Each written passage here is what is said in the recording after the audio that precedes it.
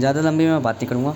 Mainly यहाँ पे मैं बताऊँगा थर्मोडायनेमिक्स का रूल कैसे फेल होता है, जो कि इनकम्प्लीट है। फेल नहीं है, मतलब है तो सही पर इनकम्प्लीट है। मैंने 2 साल पहले इसे कंप्लीट कर दिया था। 2 साल मतलब कि जब मैं 11वीं में था तभी मैं इससे अनसेटिस्फाइड था, क्योंकि मेरा मानना ये था कि energy can be created and can be destroyed simultaneously. क्योंकि लोग मानते थे कि energy can not be created, can not be destroyed, बस की ट्रांसफॉर्म होती है फॉर्म।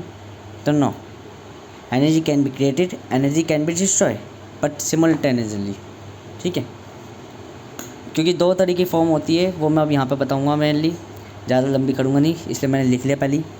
तो देखो, फर्स्ट ऑफ ऑल जैसे मैं अभी आजकल फैक्ट गेन कर रहा हूँ, ठीक है, फोकस कन्वर्जेंट रूप में। मैंने बताया ऑटोमेटिकली लाइफ चलती है, तो ऑटोमेटिकली लाइफ के कारण मैं ये सारी चीज़ें अपने आप ही मन कर रहा पढ़ रहा हूँ।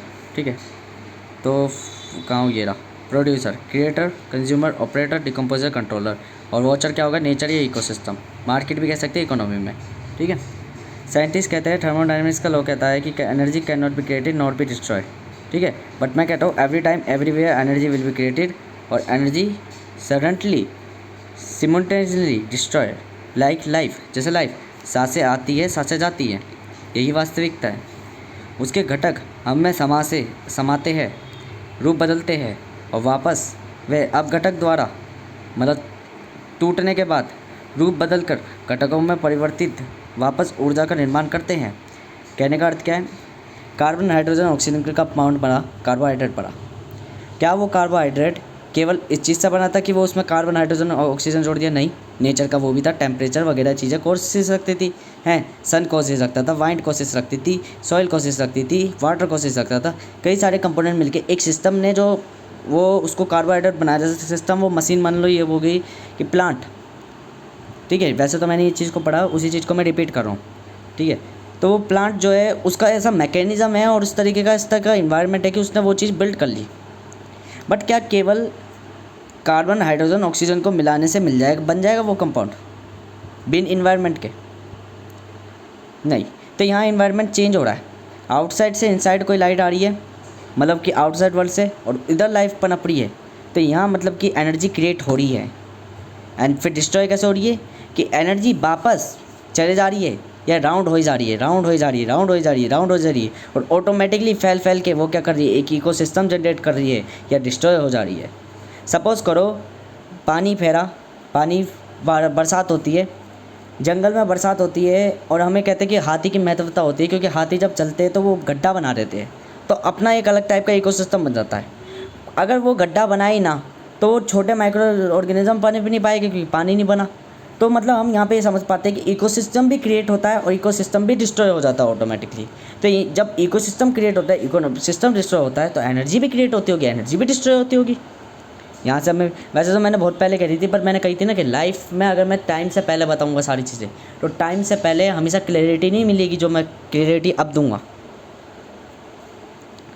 नेचर या मार्केट जो वॉचर, बट मैं कहता हूँ every time everywhere energy will be created and suddenly simultaneously destroy like life. मैं जैसे सांसें आती है सांसें जाती है, ये वास्तविकता है। ये घटक हम में समाते हैं, रूप बदलते हैं और वापस वे अब घटक द्वारा रूप बदलकर घटकों में परिवर्तित हो वापस ऊर्जा का निर्माण करते हैं। जब हम कोई कार्बन हाइड्रोजन ऑक्सीजन तोड़ा, क्या उसमें से वही टेम्परेचर निकला? क्या उसमें से वही सनलाइट निकली? क्या उसमें से वही वाटर निकला? नहीं ना, अलग फॉर्म में कंपोनेंट्स निकले। फर्स्ट ऑफ ऑल तो मैंने अब यहाँ पे आपका माइंड इस तरीके से ब्रेन वॉश कर दिया कि मैंने यहाँ पे कह दी कि भाई आप जो है ये रूल्स फॉल है, पर नहीं, ये रूल फॉल नहीं है। यहाँ पे अभी मैं आगे बताऊँगा कि फॉर्म्स 2 तरह की होती है, एक सोल की फॉर्म होती है, एक माइंड की फॉर्म होती है। एक माइंड जो बार बार इन्फ्लुएंस हो रहा होता है, प्रकृति हल्की सी बदली और रूप बदल दिया, और एक वो जो जन्म दर जन्म बदल रूप बदल दिए, केवल शरीर बदल दिए, पर है एक ही फॉर्म ऑफ एनर्जी जो प्योर एनर्जी कहलाती है। जैसे एक वुड का टुकड़ा, अब ये थोड़ा मैंने कॉम्प्लेक्स एग्जांपल दे दिया था। वे वुड का टुकड़ा इंसुलेटेड है, परंतु हम जब जलाते हैं तो कार्बन डाइऑक्साइड उसका अपघटक निकलता है, ऊर्जा संतुलित तथा उस ऊष्मा का टकराव रहता है। अब इसमें आर्गूमेंट करने से सबसे पहले मैं बता दूं, ये इसमें ऊर्जा का संतुलन, वो ग्रीन हाउस गैसें सुनिए, गर्मी रखती है, कैसे रखती है? वो एनर्जी कंटेन करके एनर्जी राउंड कर रही होती है, एक अपने आप का इकोसिस्टम बना रहा होता है, मॉलिक्यूलर एटम। ठीक है। तो जब वो मॉलिक्यूलर एटम इकोसिस्टम बना रहा होता है, यही चीज़ वुड वो एनर्जी नहीं रखती। वुड अपनी स्किन को ब्रेक डाउन करके अपने कंपाउंड्स को आयोनाइज करके बॉन्ड को तोड़ती है। पहले बात तो आयोनाइजेशन एनर्जी निकलाती है। आयोनाइजेशन एनर्जी एटम के अंदर कहलाती है। बट जब एटमिक्स बॉन्ड के कंपाउंड्स टूटते हैं, कंपाउंडिंग बॉन्ड टूटते हैं, तो वो मॉलिक्यूलर एनर्जी कहलाती है। ठीक है। ऐसे ही वही कार्बन के डायमंड जो कि इंसुलेटेड है, उसी का डिस्ट्रॉय कर यदि ग्रेफाइट में बदल दिया जाए तो इलेक्ट्रिक कंडक्टर बदल जाएगा। फिर यहाँ पे हम स्ट्रक्चर की बात करते हैं। स्ट्रक्चर डिस्ट्रॉय होते ही प्रॉपर्टीज़ या तो बदल जा रही है या वापस मूल रूप में परिवर्तित हो जा रही है। अब ये लाइन बहुत इंपॉर्टेंट रखती है कि बदल जा रही है या वापस मूल रूप में परिवर्तित हो जा रही है। इसका मतलब क्या है? स्ट्रक्चर डिस्ट्रॉय होते ही प्रॉपर्टीज़ या तो बदल जा रही है। बदल जा रही है मतलब कि ग्रेफाइट की अलग प्रॉपर्टी है, क्या बोलते हैं, डायमंड की अलग प्रॉपर्टी है, और जो उसका बेस कार्बन है उसकी तो अलग प्रॉपर्टी ही है। अब वो जो तीनों अलग प्रॉपर्टी है पर बने किससे? कार्बन से बने हैं। या जब हम उसे तोड़ रहे वापस अपघटक द्वारा एक मूल प्रकृति में ला रहे तो हम उसे कार्बन में ला रहे। जब हम उसे प्योर फॉर्म में ला रहे देन हम कह रहे कि ये देखो सेम आ रहा है। बट वो तो हम कहने की बात है कि मान लो कार्बन ऑक्सीजन, वो हाइड्रोजन और ऑक्सीजन, हाइड्रोजन जलनशील है, ऑक्सीजन जलनशील है, मिलकर वाटर बन गया। हमने कहा इन्हें तोड़ दो तो ऑक्सीजन जलनशील ही होगी। देखो मतलब कि वाटर के अंदर भी जलनशील होता है। तो थोड़ा हमें कॉन्सेप्चुअली समझना है कि प्रॉपर्टीज और स्ट्रक्चर और नेचर बहुत इन्फ्लुएंस करता है चीज़ों के बारे में। ठीक है कि H2O बना जरूरी नहीं वो कंपाउंड हो जलनशील हो, शीतल भी हो सकता है, कोल्ड भी हो सकता है। हाइड्रोजन ऑक्सीजन एनर्जी को बढ़ाते हैं। फिर हमें प्रॉपर्टीज़ दिखती है कि चलो ठीक है भाई, जब हम पानी आग में डालते हैं, सडन आग में डालते हैं, तो हाइड्रोजन ऑक्सीजन क्या करते हैं कि एकदम अब आग को बढ़ा देते हैं, क्योंकि हाइड्रोजन वो होती है। क्यों? एनर्जी हीट लार्ज अमाउंट में। देन हम थोड़ा सा पानी डाल रहे हैं, यदि वही पानी झरने की तरह तेज़ रफ्तार में आए तो वही आग बुझ जाएगी उसी पानी से। तो यहाँ हमें पता चला विंड क्रिएट हुई। ठीक है। जब हम धीरे धीरे पानी डाल रहे तो हम उसे पानी नहीं डाल रहे, हम उसे एज ए फ्यूल दे रहे, तो फ्यूल की तरह दोगे तो पचा लोगे। अब तुम कोई जहर भी खा लो और कम दवा में कम डोज में खा लो तो आप क्या करेंगे? फ़ायदा करेगा। दारू भी दवा है, पर जब दारू की रियल पावर आपको दिखेगी, जब लार्ज अमाउंट में लोगे, देन आपको पता चलेगी कि दारू नशा है और ज़िंदगी के संग कोर्स ऑफ लाइफ है। ठीक है। यहाँ परिवर्तित हो रही, बट में एक फॉर्म एक आइडेंटिटी रखती है, स्पेसिफिक प्रॉपर्टी। जैसे डायमंड ग्रेफाइट दोनों कार्बन से स्ट्रक्चर बेस पर है, property different, but carbon base पर भी तो है। मतलब प्रकृति का बड़ा इन्फ्लुएंस पड़ रहा है कार्बन पे, अलग प्रॉपर्टीज़ न्यू क्रिएट कर रहा है। बट इसी को तो फॉर्म कहते हैं। फॉर्म मतलब कोई रूप, बट फॉर्म 2 टाइप्स होती है। रूप 2 तरह के होते हैं। कौन कौन से? रूप मतलब पहचान, आइडेंटिटी 2 तरह की होती है। एक वास्तविक अस्तित्व और एक सिर्फ वातावरण द्वारा या जो प्रेजेंट है वो अस्तित्व। ठीक है। 2 टाइप्स होते हैं, एक जो रियल प्रॉपर्टी रखे जैसे कि सोल, आपकी आत्मा, और दूसरा नेचर टाइप प्रॉपर्टी जैसे कि आपका माइंड, जो अलग अलग जगह के हिसाब से पूर्णतः बदल जाता है। ये बदलता है नेचुरल प्रॉपर्टी वाला। ठीक है। पर एक सेम रहती है। वह कह सकते हैं कि energy convert into one form to another form. जैसे कि सोल आउटसाइड टू इनसाइड चलता है। जैसे सन से प्लांट किस में चल रहा है? ये इसका इकोसिस्टम है अर्थ। प्रोसेसिंग में मैंने ये दिखा दी। ठीक है। This is the mechanical computer science simple mechanism function. ठीक है। जब 2 कंपाउंड्स फैक्ट्स को एज अ लॉजिक से कनेक्ट करते हैं तो ये एक इंटेलिजेंस या आइडिया बन जाता है, इंफॉर्मेशन बन जाती है। ठीक है। आउटसाइड टू इनसाइड आ रहा है, ये ध्यान रखना है, आउटसाइड टू इनसाइड, क्योंकि आगे कंफ्यूज करेगा। फर्स्ट ऑफली अलग अलग जगह के हिसाब से इन्फ्लुएंस हो जाती है, पूर्ण रूप से बदल जाती है। देखो इसको समझ लो, इंसान अफ्रीका में भी रहता है, इंडिया में भी रहता है, भारतीय एशिया टाइप भी रहता है, यूएस में भी रहता है। अलग अलग स्किन टोन वो प्रकृति द्वारा बदल जाता है, पर सब में है तो ह्यूमन इंटेलिजेंस ही। वो जो ह्यूमन इंटेलिजेंस है वो यूँ समझ लो एज़ कम्पेयर्स टू कि एक थोड़ा लॉन्ग टर्म क्वालिटी है कि उसकी ह्यूमन बनी हुई है। बट शॉर्ट टर्म क्वालिटी क्या है? जगह के हिसाब से बोलने का, रहने का और शकल वकल का सबका हुलिया बदल चुका है, प्रकृति ने इन्फ्लुएंस कर चुका है। तो ये क्या है कि डिफरेंट माइंड भी होगा, पर सोल ज़रूरी नहीं कि सबकी डिफरेंट हो, सोल सेम हो सकती है सब में। ज्ञान, नॉलेज। किसी जानवर के बच्चे को तुम अगर इंसानी किताबें पढ़ाओगे वो नहीं पढ़ पाएगा, पर इंसानी बच्चा पढ़ लेगा। इसे कहते हैं हम प्योर पैटर्न। हर बच्चा बालक पेट से सीख के आता है पैटर्न, परंतु जीवन में आकर उसे पता चलता है कि मुझे समाज के अनुसार जीना है। जैसे विज्ञान हर जगह अप्लाई होता है, टेम्परेचर, तापमान बड़ा महत्व रखता है, हर जगह रखते हैं, परंतु जब बात आती है इकोनॉमी की, जब बात आती है पॉलिटिक्स की, तो सारे रूल्स जगह हिसाब, जलवायु के कारण ऐसे बदल जाते हैं जैसे कोई ताल्लुक ही नहीं रखते हो एक दूसरे से। परंतु कॉमन सिमिलरिटी सब में होती है। मैंने कही ना, इन्फिनिटी के अंदर भी एक सेम कॉन्डोनेट होता है, मतलब कि एक छोटा सा हिस्सा बिल्कुल सिमिलर होता है। जैसे एनर्जी, सब में सेम है एनर्जी, बस फॉर्म्स अलग अलग है, हीट अलग है, लाइट अलग है, केमिकल अलग है, वो चीज़ें। फर्स्ट ऑफली जब मैंने इसे पहले दिया तो मैं अगर खोल के भी दिखाऊँ पुरानी फिजिक्स की कॉपी, तुम कहोगे सिंपल लैंग्वेजों में लिख रखा है, सामने वाला समझ ही नहीं सकता। तो यहीं पे ये बताइए मैंने कि भाई कार्बन पर अलग अलग प्रॉपर्टीज न्यू क्रिएट कर रहा है, बट इसी को ठीक है यहाँ से मैं पढ़ रहा हूँ, ये रहा, ठीक है। तो सन प्लांट में energy, earth, but energy can create and, अब ये देखो, ये जो एनर्जी है माइंड की फॉर्म में है, ऊष्मा की फॉर्म में निरंतर है, लाइफ की तरह है, जो इनसाइड अ वर्ल्ड चल रही है। आपकी लाइफ ही आपके वर्ल्ड को बनाती है। यदि लाइफ नहीं है किसी वर्ल्ड में तो यूँ समझ लो विदेश, वो बाहर आउटसाइड वर्ल्ड में, यूनिवर्स में पड़ा हुआ एक उल्का पिंड है या कोई प्लेनेट है। बट जब हम उसी प्लेनेट में कोई लिविंग बीइंग की बात कर लेते हैं तो वो एक वर्ल्ड बन जाता है, वो एक दुनिया बन जाती है, वो एक अपने आप में इकोसिस्टम बन जाता है। क्या मार्स में कोई इकोसिस्टम है? नहीं। क्या अनदर प्लेनेट में कोई इकोसिस्टम है? नहीं। क्या सूर्य में कोई इकोसिस्टम है? नहीं। क्यों नहीं है इकोसिस्टम? एनर्जी तो वहाँ भी कन्वर्ट हो रही है फॉर्म टू फॉर्म। बट हम बात करते हैं लिविंग ऑर्गेनिज्म पे मेनली। अगर हम लिविंग ऑर्गेनिज्म के पर्सपेक्टिव में बात करें तो नहीं। यदि हम कंपोनेंट्स के बेस पर बात करें तो नहीं। क्यों?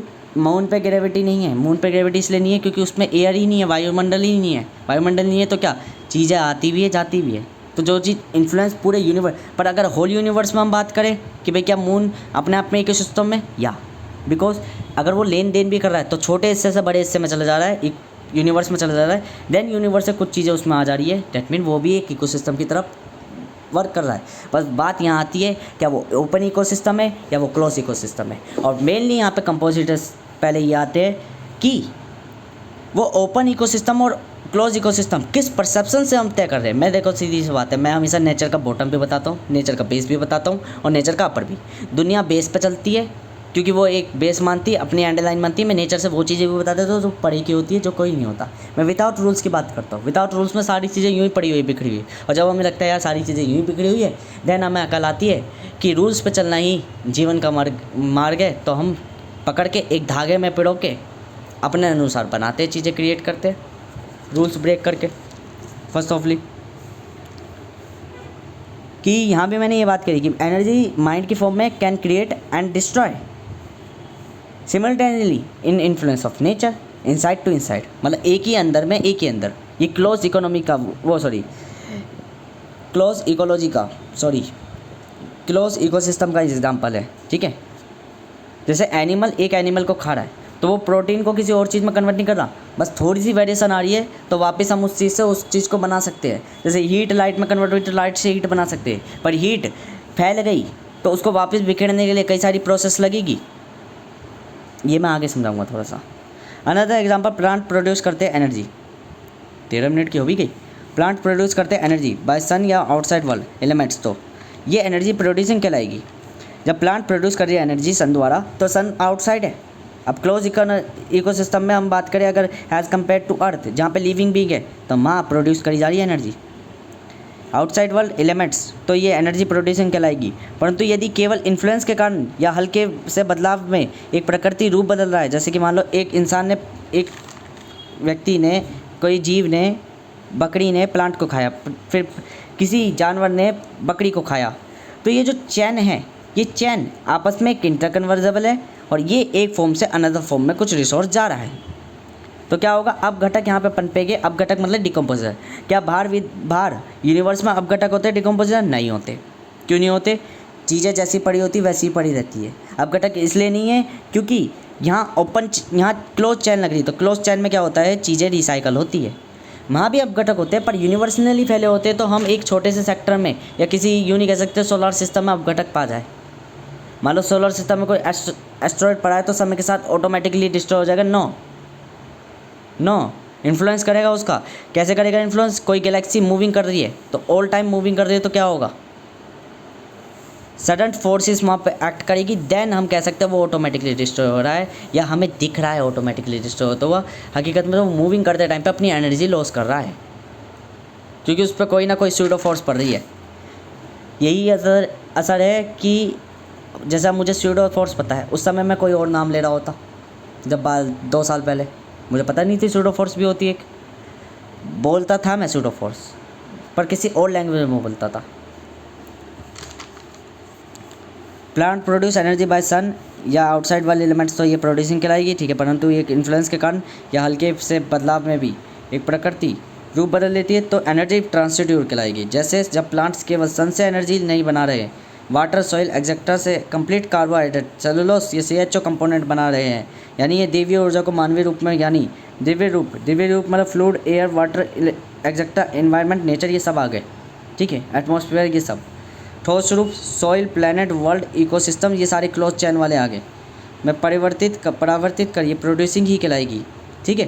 प्रोड्यूसिंग क्यों? एक फॉर्म से अनदर फॉर्म में ही बदल रही है, बट ये रिपीट नहीं हो रही। बट ट्रांजिड्यूर में क्या होगा? ट्रांजिड्यूर में but in world change another form only influence nature, केवल नेचर के कारण इन्फ्लुएंस हो रही है, वो ट्रांजिड्यूर कहलाएगा। मतलब एक फॉर्म से दूसरी फॉर्म में उसी नेचर में बदल रही है। जैसे वाटर भी एक तत्व है, एलिमेंट है, सॉइल भी वही एलिमेंट है, एयर भी वही एलिमेंट है, और सब सेम एलिमेंट है, बस रूप बदल रखे। तो ये जो रूप बदले हुए चीज़ है ये क्या कहलाएगी? फॉर्म्स ऑफ एनर्जी, ठीक है। बट यही चीज़ें जब आपस में मिलकर कुछ एक तत्व बनाएगी तो ये क्या कहलाएगी? Producing energy. कुछ नया एलिमेंट प्रोड्यूस कर दिया, ठीक है। रूल ऑफ थर्मोडायनेमिक्स में क्या कहा है? फर्स्ट स्टेटमेंट, ठीक है, inside ecosystem one system rule. One system rule का मतलब जैसे एक इकोनॉमी एक क्षेत्र की अलग हो सकती है, एक जलवायु के कारण, एक पॉलिटी एक क्षेत्र की अलग हो सकती है, यूएस की अलग हो सकती है, कोई विदाउट रूल्स कोई सिमिलरिटी नहीं मिलेगी, थोड़ी मोटी मिलेगी कि वहाँ भी उनके जलवायु, तापमान, इन सब चीज़ों के कारण बदलाव हुआ है, तो विज्ञान तो मिलेगा, पर समाजी विज्ञान के कारण वो सब विज्ञान तो बच जाएगा, ठीक है। तो first, energy can not be created not be destroy, only transform one form to another. जैसे एक रूल सब पर लागू होता है पर वो उसी जगह के हिसाब से लागू होता है। दूसरी जगह का मान लो एक करेंसी ट्रांसफॉर्म होती है एक फॉर्म टू अनदर, बट ये काउंटेबल होती है एक फॉर्म टू अनदर, बस उसी करेंसी में होती है। किसी विदेशी करेंसी को ले तो वहाँ मेजर करनी पड़ेगी बकेट डालकर। जैसे हीट लाइट में, लाइट साउंड में, साउंड केमिकल में, but in case outside ecosystem. अब देखो ये आउटसाइड इकोसिस्टम का मतलब क्या है? लिविंग बीइंग या वर्ल्ड से या सोच से, लॉजिक से बाहर, ठीक है, जहाँ हमें असलियत पता चलेगी कि energy can be created and energy can be destroy, कि एनर्जी डिस्ट्रॉय भी होती है, क्रिएट भी होती है, पर सिमल्टेनियसली। जैसे मल्टी सिस्टम रूल, जहाँ हम विज्ञान या रियलिटी, जैसे हीट लॉज होती है मैनी फॉर्म में, जैसे डिस्ट्रीब्यूशन इन इन्वायरमेंट में फैल गई, अब उसे इकट्ठा करने के लिए कई सारे घटक चाहिए हमें। क्यों? एक घटक तो नहीं कि हीट को अलग अलग पॉइंट से ला के सारे पार्टिकल्स को कंसनट्रेट करके हीट बन गई, नहीं, कई चीज़ें पड़ेगी, कई चीज़ें हमें स्टोर करनी पड़ेगी कि हीट को वहाँ से उधर से डिस्ट्रॉय करके हमें किधर और ही पनपनाना होगा।